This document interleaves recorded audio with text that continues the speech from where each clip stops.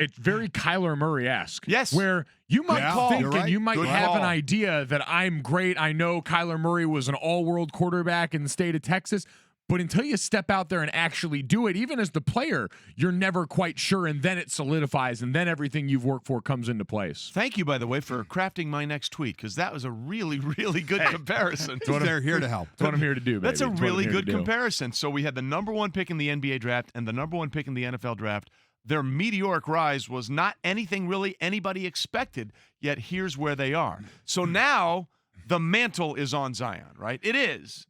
Unless you're trying to manage that mantle, and that is David Griffin, the Pelicans GM. Here's what he had to say about Zion Williamson becoming the dude.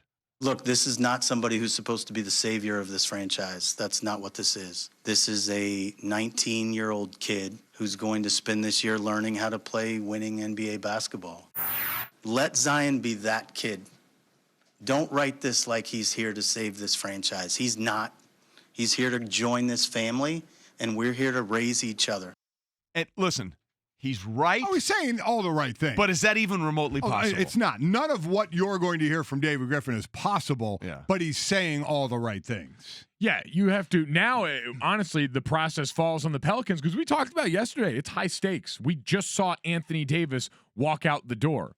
We just saw the last time around, the last guy you did this with, it did not work out for this franchise. They were not able to put enough around him correctly and timely enough for him to want to stay. And so they understand they've been handed a precious resource, but it's got an expiration date on it. It's in about 7 years. So the clock starts now for David Griffin. Yeah, that sounds great. Keep talking. I'm crafting that tweet that you gave me. That's really, really good. No, so in all honesty, though, I mean, so how – okay, that's what David Griffin wants to do with the Pelicans.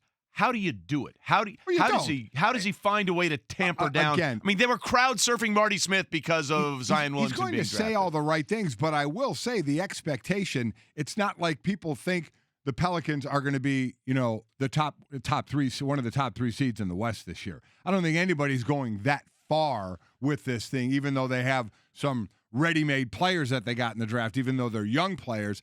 I still don't think the expectation is very high, and maybe part of it is he had Anthony Davis for all these years, and when you made the playoffs, you were one of the lower seeds. So if it's going to happen, it's still going to take some time. Exactly, but I think now people look at it, and it's all the fresh start that we saw yesterday, and David Griffin's a part of that. I think people look at David Griffin, a guy who for a while we thought might have been in line for the Lakers job for the connection with LeBron James, who has a relationship with Rich Paul, who you can't discount that at this point because, man, having a relationship with Rich Paul seems to put you at access to a lot of the main players the league has to offer. So can David Griffin's savvy and the things that we saw him do in Cleveland carry over here and be a part of building around this guy?